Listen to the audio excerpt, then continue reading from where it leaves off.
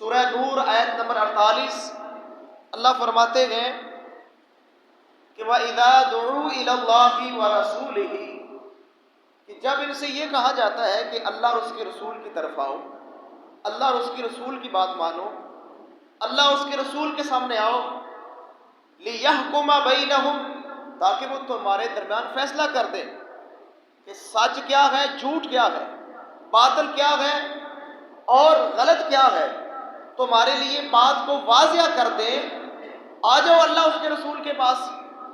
اللہ فرماتے ہیں اذا فریق منہم معرضون، تو پھر ان میں سے ایک گروہ جو ہے وہ منہ موڑ جاتا ہے، اس کو نظر یہ آتا ہے کہ اب جو فیصلہ آئے گا وہ ہمارے مفاد کے اندر نہیں ہوگا، یا ہماری سوچ کے مطابق نہیں ہوگا، یا ہماری ترجیح کے مطابق نہیں ہوگا، لہٰذا وہ منہ موڑ جاتے ہیں۔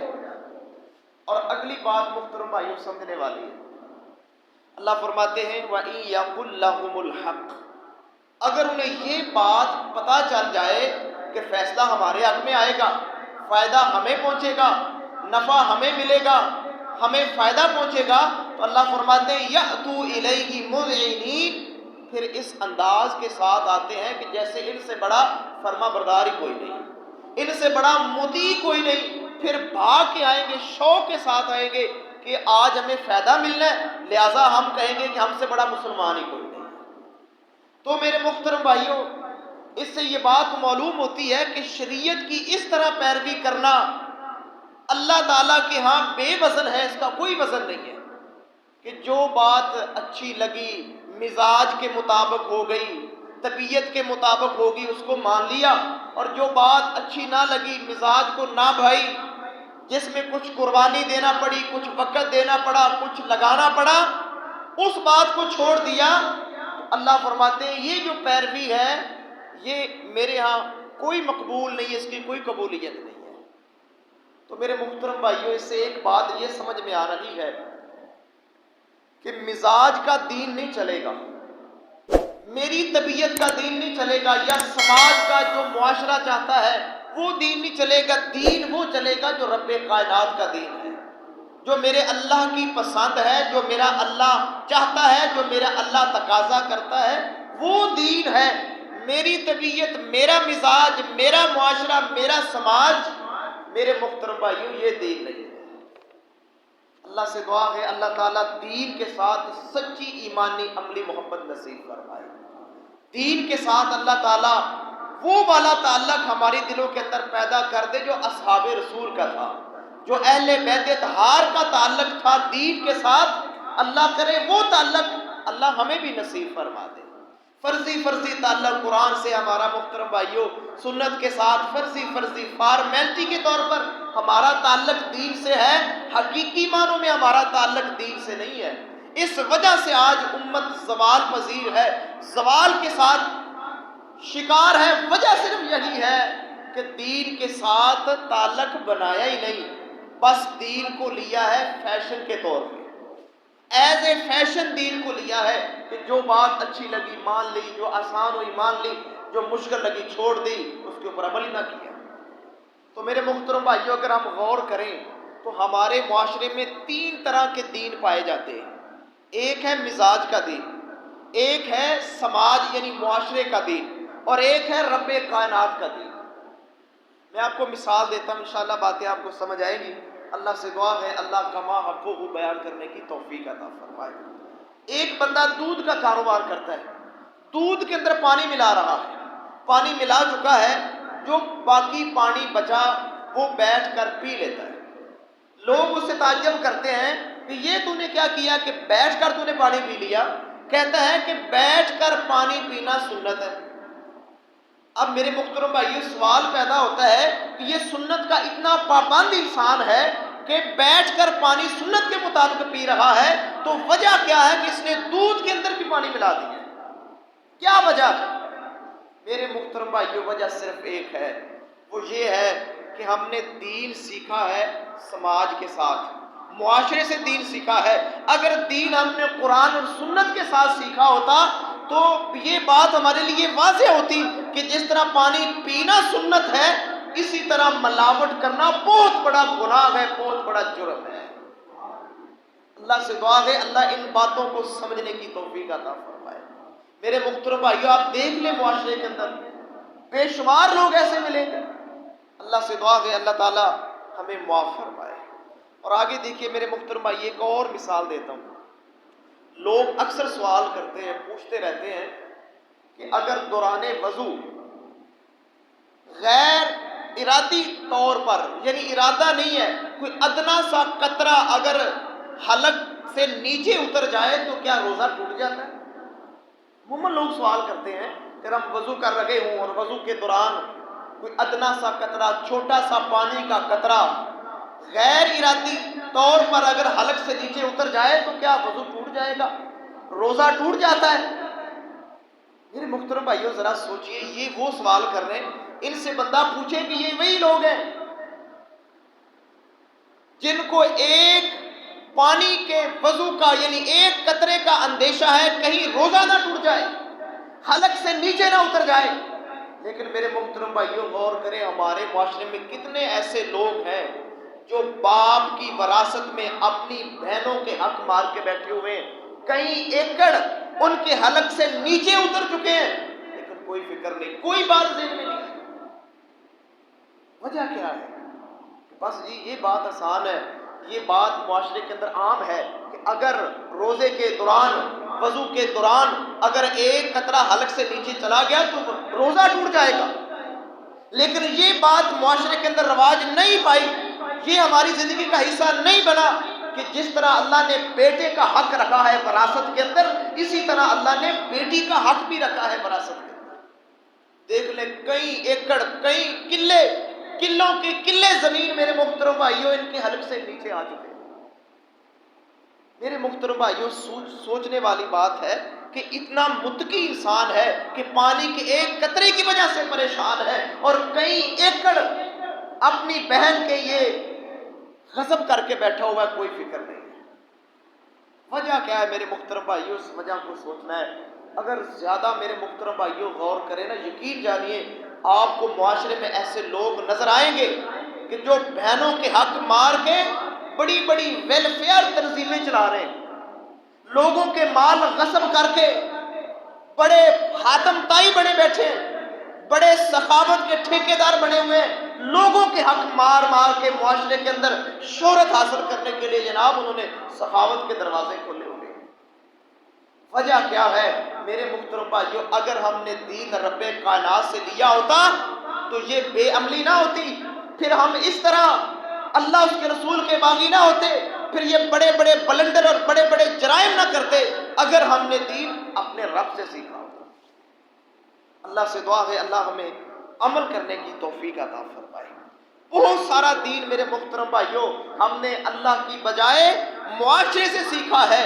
قطرے کی اساسیت معاشرے نے سکھائی ہے کہ ایک قطرہ روزہ ختم کر دے گا، روزہ ڈبو دے گا، لیکن یہ نہیں پتا کہ کئی ایکڑ میں دوسرے مسلمان کی ناجائز زمین ہڑپ کر چکا ہوں، یہ تو کل قیامت کے دن میرے گلے کے اندر ہوگا اور میں چور بن کے اللہ کی عدالت کے اندر پیش ہو رہا ہوں۔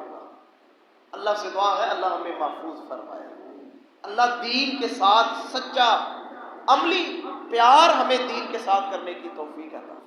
میرے محترم بھائیوں دیکھ لیں معاشرے کے اندر جا کر ہمیں پتہ ہے کتنے ایسے گھرانے، کتنے ایسے لوگ ہیں اس مسلم معاشرے کے اندر کہ بے ایمانی کر کر کے، ہیرا پھیری کر کر کے، فراڈ اور دھوکہ دہی سے کام لے لے کے جائیداد، مال، دولت، روپے، پیسہ اکٹھا کیا۔ جب ان سے پوچھے جناب کیا حال ہے، کہتے ہیں کہ اللہ کا بڑا شکر ہے۔ وہ سمجھتے ہیں کہ شاید اللہ کا شکر ادا کریں گے کہ اللہ کا بڑا احسان ہے، لوگ کہیں گے بڑا اچھا آدمی یار، بڑا نیک آدمی ہے، اللہ کا شکر ادا کر رہا تھا، کوئی تکبر نہیں کر رہا تھا، بڑا اللہ کا احسان مند تھا۔ لیکن یہ نہیں پتا کہ سارا مال ناجائز بے ایمانی کر کے، ملاوٹ کر کے، دھوکہ دے کے میں نے اکٹھا کیا ہے، اور لوگوں کو دھوکہ دینے کے لیے میں کہتا ہوں کہ اللہ کا بڑا شکر ہے، بڑی خیر ہے اللہ کی۔ یہ ہے میرے محترم بھائیو دھوکہ، کہ بس جو مزاج کو چیز اچھی لگی، جو طبیعت کو اچھی لگی اس کو تسلیم کر لیا کہ ٹھیک ہے، لوگوں کے اندر عام کر دیا کہ میں بڑا اللہ کا نیک بندہ ہوں، اللہ کا بڑا شکر ہے، اللہ نے بڑا دیا ہوا ہے، بڑی خیر کی ہے اللہ نے۔ اور اصل خیر یہ تھی کہ حلال کے اوپر اکتفا کرتا، کہ اللہ تیرا شکر تو نے حلال دیا ہے، حرام سے بچایا ہے۔ سب سے بڑی خیر یہ تھی کہ قرآن اور محمد الرسول اللہ صلی اللہ علیہ وسلم کی اطاعت کا صحیح معنوں میں پہرے دار بنتا، یہ سب سے بڑی خیر تھی، یہ سب سے بڑی اللہ تعالیٰ کی طرف سے نعمت اور اس کا فضل اور اس کا احسان تھا کہ قرآن اور سنت کا اتباع کرنے والا ہو۔ میرے محترم بھائی، اسی طرح میں ایک اور مثال دیتا ہوں۔ ہمارے ہاں ایک بڑا اختلاف ہوتا ہے مسواک کے بارے میں کہ جی مسواک جو ہے وہ ایک بالشت ہو، کچھ کہتے ہیں کہ چھوٹا نہ ہو، کچھ کہتے ہیں بڑا نہ ہو، یعنی یہ ہے کہ مسواک کی ایک لیمٹ ہے کہ 1 انچ ہو یا 2 انچ ہو یا 4 انچ ہو یا ایک بالشت ہو، ایسے ہی چھوڑا ہوا ہے محترم بھائیو، یہ ایسے چھوڑی ہوئی بات ہے۔ لیکن کبھی یہ نہیں سوچا کہ یہ جو مسواک کے ساتھ بحث کرتے ہیں کہ یہ مسواک چھوٹا ہے یا بڑا ہے، کبھی انہوں نے یہ نہیں سوچا کہ جو داڑھی ہے وہ ان کی 1 انچ بھی نہیں بڑھی، داڑھی 1-2 انچ بھی آگے نہیں بڑھی مسواک کے اوپر۔ محترم بھائیو، اگر ہم شریعت کا مطالعہ کریں، مسواک کے بارے میں، اس کے سائز کے بارے میں شریعت نے ڈسکس ہی نہیں کیا۔ داڑھی کے بارے میں ڈسکس کیا ہے کہ اس کو معاف کر دو، اس کو چھوڑ دو، میرے نبی کی سنت ہے، اس کو چھوڑ دو، لیکن یہ اچھی نہیں لگی۔ مسواک اچھا لگا، اس کے بارے میں اختلاف ہو گیا، یہ کریں گے اتنا ہو، لیکن سنت کے مطابق نہیں گئے، سنت کی طرف نہیں گئے۔ تو بات یہاں پہ آ کے سمجھ آتی ہے کہ دین جو میں نے اور آپ نے اپنایا ہے وہ اپنی مرضی کا اپنایا ہے، اپنے مزاج کا اپنایا ہے، جو اپنی طبیعت کا دین ہے، جو طبیعت کو اچھا لگتا ہے وہ اپنایا ہے۔ اگر دین دار ہوتے، رب کائنات سے دین لینے والے ہوتے، کعبہ کے رب کی قسم ہے پھر ساری دنیا جاتی تو چلی جاتی، صرف پرواہ ہوتی قرآن کی اور محمد الرسول اللہ صلی اللہ علیہ وسلم کے فرمان کی۔ یہ دین تھا۔ اللہ سے دعا ہے اللہ اس قسم کا دین ہمیں نصیب فرمائے۔ سچی بات ہے میرے محترم بھائیو، جب تک یہ دین ہماری زندگی کے اندر نہیں آئے گا جو رب کائنات کا دین ہے، طبیعت کا نہیں، مزاج کا نہیں، سماج کا نہیں، رب کائنات کا دین جب ہماری زندگی میں نہیں آئے گا، جب تک محترم بھائیو تبدیلی نہیں آئے گی، پھر کامیابی خطرے کے اندر ہے۔ اللہ سے دعا ہے اللہ ہمیں محفوظ فرمائے۔ میرے محترم بھائیو، قرآن کی آیت سنیں اور ذرا اندازہ کیجئے، سورہ البقرہ ہے، آیت نمبر 208 ہے۔ اللہ فرماتے ہیں یا ایھا الذین آمنوا ادخلوا فی السلم کافہ، اے ایمان والو، اللہ مومنوں کو حکم دے رہا ہے، اے مومنوں اسلام کے اندر پورے کے پورے داخل ہو جاؤ۔ اللہ حکم دے رہے ہیں، مومنوں کو حکم دے رہے ہیں، کافروں کو نہیں حکم دے رہے ہیں، مومنوں کو حکم دے رہے ہیں کہ ماننے والوں جو دعویٰ کرتے ہو اللہ اس کے رسول کے ماننے والے ہیں، اسلام کے اندر پورے کے پورے داخل ہو جاؤ۔ کیا مطلب ہے؟ میرا اٹھنا بیٹھنا، چلنا پھرنا، سونا جاگنا، میری تجارت، میرا کاروبار، میرا لباس، میری وضاقتہ، میرے گھر کا ماحول، میرے باہر کا ماحول اسلام نظر آئے۔ جب مجھے کو دیکھے، میرے گھر کو دیکھے، میرے لباس کو دیکھے، میرے ماحول کو دیکھے، ان کو اسلام نظر آئے، ان کو نظر آئے کہ یہ اللہ والا ہے، یہ محمد کریم علیہ الصلوۃ والسلام کا سچا محب ہے، نظر آئے، یہ اللہ تعالیٰ ہمیں حکم دے رہے ہیں۔ لیکن محترم بھائیو دیکھ لیں، ہم تو اللہ معاف فرمائے ایسے مسلمان ہیں کہ ہمیں تو دیکھ کر کافر بھی تعجب کرتے ہیں کہ یہ مسلمان ہے۔ ہم خود بھی بعض دفعہ کہہ دیتے ہیں نا، زبان میں آ جاتی بات کہ ہم سے تو یار کافر ہی اچھے ہیں، ہم سے تو انگریز ہی اچھے ہیں، ہم سے تو وہ غیر مسلم اچھے ہیں، خود کہہ دیتے ہیں۔ تو تعجب ہے، حیرت کی بات ہے کہ اتنا پیارا اللہ نے دین دیا، پورا دین آسمان سے نازل کیا، بہترین دین اللہ نے ہمیں عطا کیا، اور ہم اس کو چھوڑ کر محترم بھائیو کہتے ہیں کہ غیر مسلم ہم سے اچھے ہیں۔ دیکھ لیں میرے محترم بھائیو، ہماری تجارت ہو یا ہمارا گھریلو ماحول ہو، لباس ہو، ہماری وضاقتہ ہو، ساری غیر مسلموں کے مشابہ ہے۔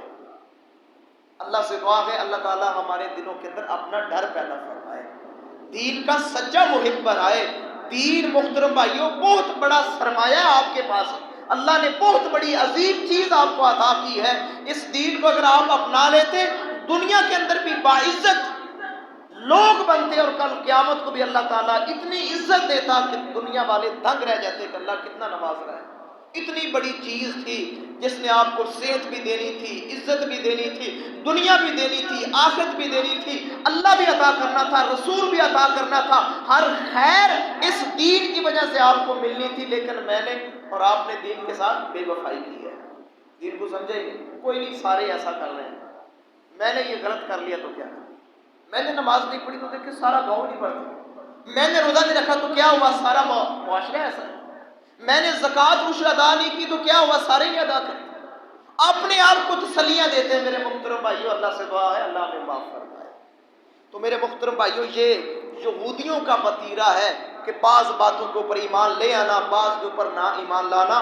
اللہ تعالیٰ نے سورہ البقرہ کے اندر آیت نمبر 85 ہے، اللہ نے وہاں پر یہودیوں کو ڈسکس کیا ہے اور بہت خطرناک الفاظ اللہ نے استعمال کیے ہیں۔ اللہ فرماتے ہیں افتؤمنون ببعض الکتاب وتکفرون ببعض، تم وہ ہو جو کتاب کا بعض حصہ مان لیتے ہو، بعض چھوڑ دیتے ہو۔ اور اللہ فرماتے ہیں پھر تمہاری سزا کیا ہے؟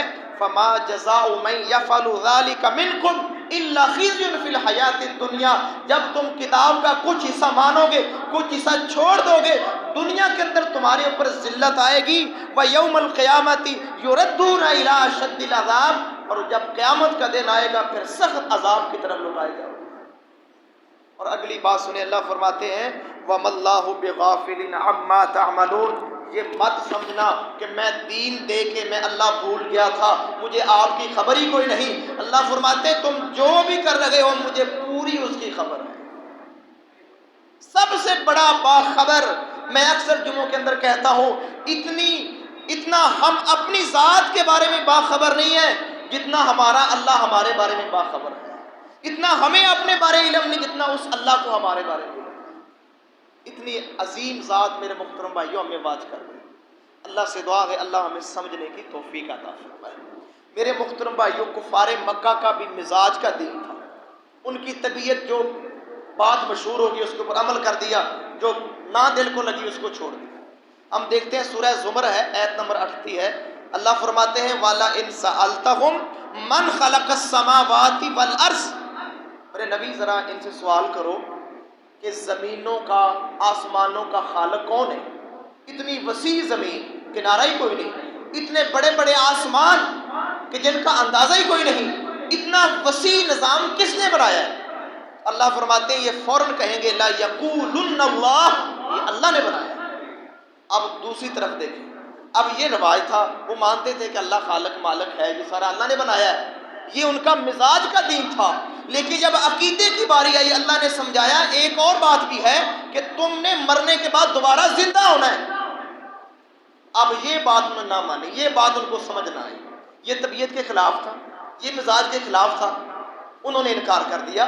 ذرا غور کیجئے کہ وہ اللہ جو آسمانوں اور زمینوں کا خالق ہے، اتنا وسیع نظام بنا رہا ہے، اب یہ دوسری طرف اللہ کو اتنا بے بس قرار دے رہے ہیں۔ کہتے ہیں سورہ یاسین ہے، کہتے ہیں قَالَ مَن يُحْيِي الْعِظَامَ وَهِيَ رَمِيمٌ، کہتے ہیں محمد صلی اللہ علیہ وسلم یہ ہڈیاں پوسیدہ ہو چکی ہیں، پوسیدہ ہو چکی ہیں، ریزہ ریزہ ہو رہی ہیں، ان کو بھلا کون زندہ کرے گا؟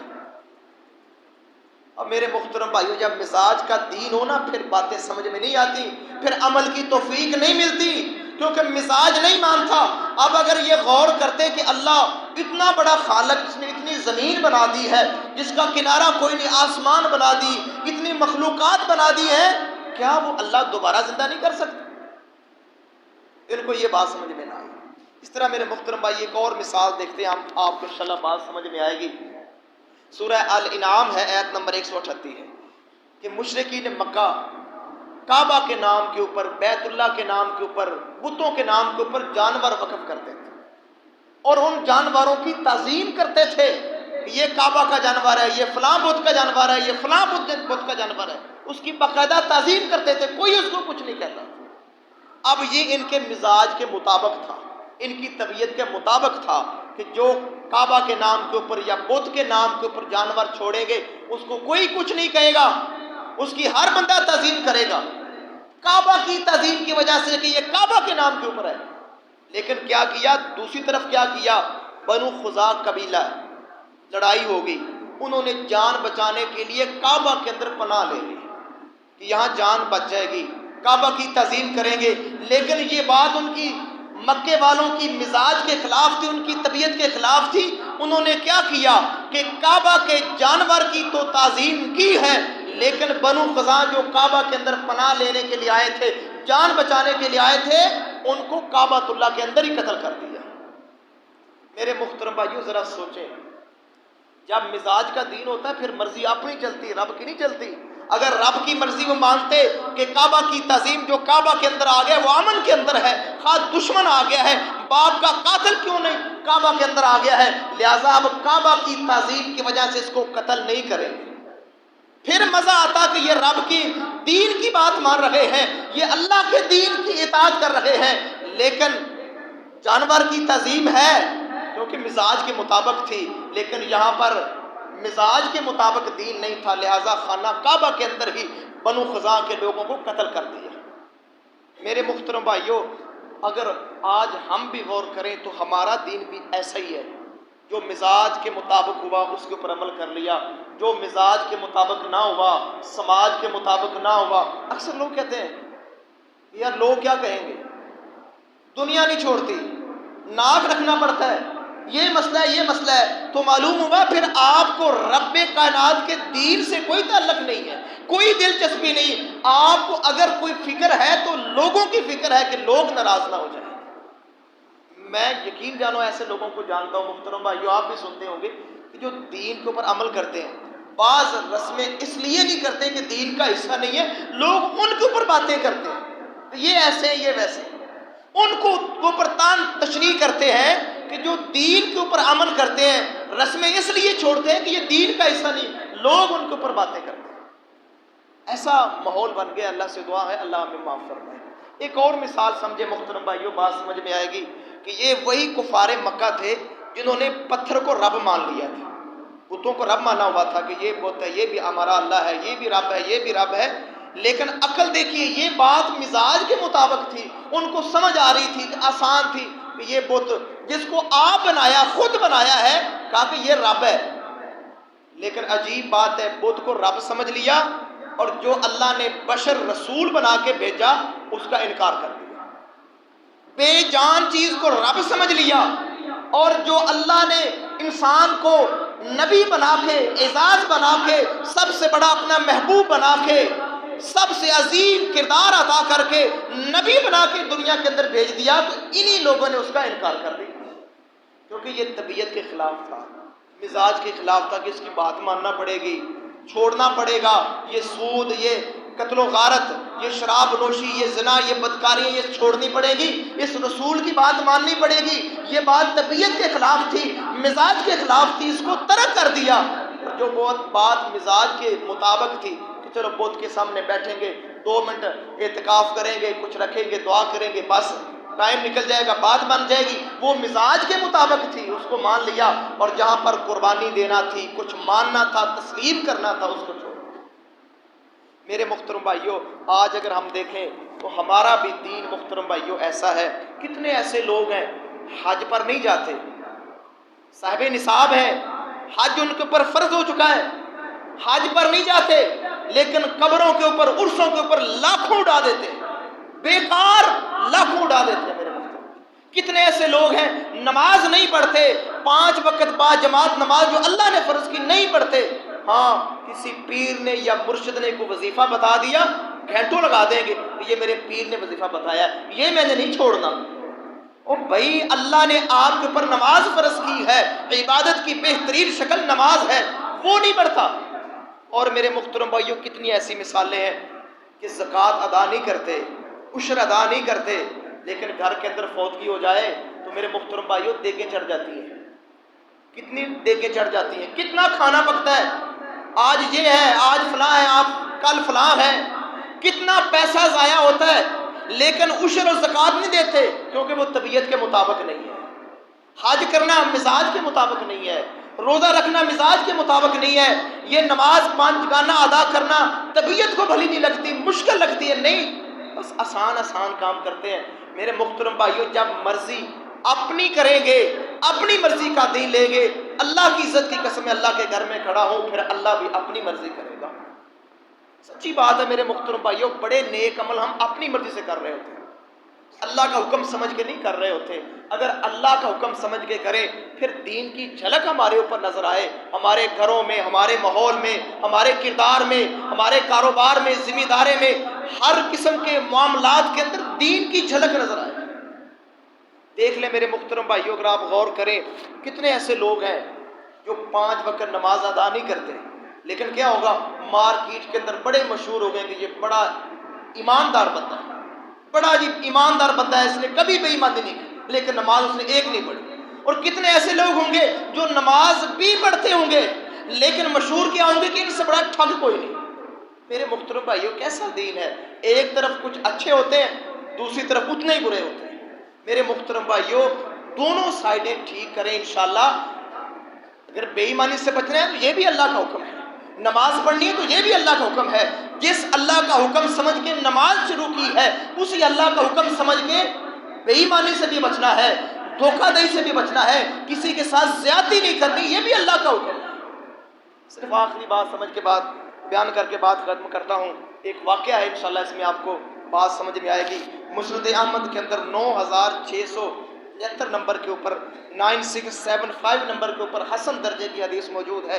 نبی علیہ السلام کے پاس ایک صحابی آیا، کہتے ہیں اللہ کے نبی، ہمارے پڑوس میں ایک ایسی عورت ہے جو نماز بھی 5 وقت ادا کرتی ہے، روزے بھی رکھتی ہے اور صدقہ و خیرات بھی کرتی ہے، بڑے چوٹی کے کام ہیں، بڑے نیک عمل ہیں، نماز بہت بڑا عمل ہے، روزہ بہت بڑا عمل ہے، صدقہ بہت بڑا عمل ہے، لیکن کیا ہوا، یہ اس کی طبیعت کے مطابق تھے، اس کو اچھے لگتے تھے کہ لوگ نمازی کہیں گے کہ بڑی بڑھیا نیک ہے، بڑی نمازن ہے، روزے دار ہے، بڑا کچھ دیتی ہے۔ لیکن دوسری طرف کیا تھی کہ جب اس کو کوئی بات کر دیتی اس کی پڑوسن، اس کو بہت زیادہ کنڈیم کرتی تھی، بہت زیادہ غصہ کرتی تھی۔ حدیث کے الفاظ ہیں، میرے نبی کا صحابی فرماتا ہے کہ وہ ایسی عورت تھی غیر انہا تؤذی جیرانہا بلسانہا، کہ اس کی زبان سے اس کے پڑوسی تنگ تھے، یعنی زبان ایسی چلاتی تھی کہ اس کے پڑوسی غیر محفوظ تھے، پریشان تھے اس کی زبان کی وجہ سے۔ میرے نبی کیا فرماتے ہیں، نبوت کی زبان سے یہ الفاظ نکلے، اللہ کے نبی فرماتے ہیں قال ہی فی النار، میرے نبی فرماتے ہیں میرے صحابی یہ عورت جہنم کے اندر جائے گی۔ 5 وقت کی نمازن، روزے دارن اور صدقہ خیرات کرنے والی، میرے نبی فرما رہے ہیں جہنم کے اندر جائے گی۔ وجہ کیا ہے کہ اس نے زبان کا غلط استعمال کیا ہے، اس کی زبان کی وجہ سے مسلمان تنگ ہے، مسلمان محفوظ نہیں ہے۔ تو میرے محترم بھائیوں، کیا دیا نماز روزے نے، پھر کام خراب ہو گیا۔ اس لیے میرے محترم بھائیوں، اگر میں نمازی ہوں تو مجھے خیال کرنا چاہیے کہ میری زبان سے دوسرا مسلمان تنگ نہ ہو، کوئی بات کر جائے میں برداشت کر جاؤں، میں کسی کے اوپر بہتان نہ لگاؤں، کسی کے اوپر الزام، کسی کی غیبت نہ کروں، کسی کی پگڑی نہ اچھالوں، کسی کے ساتھ زیادتی نہ کروں، تب جا کے میرے محترم بھائیوں میرا دین ٹھیک ہوگا۔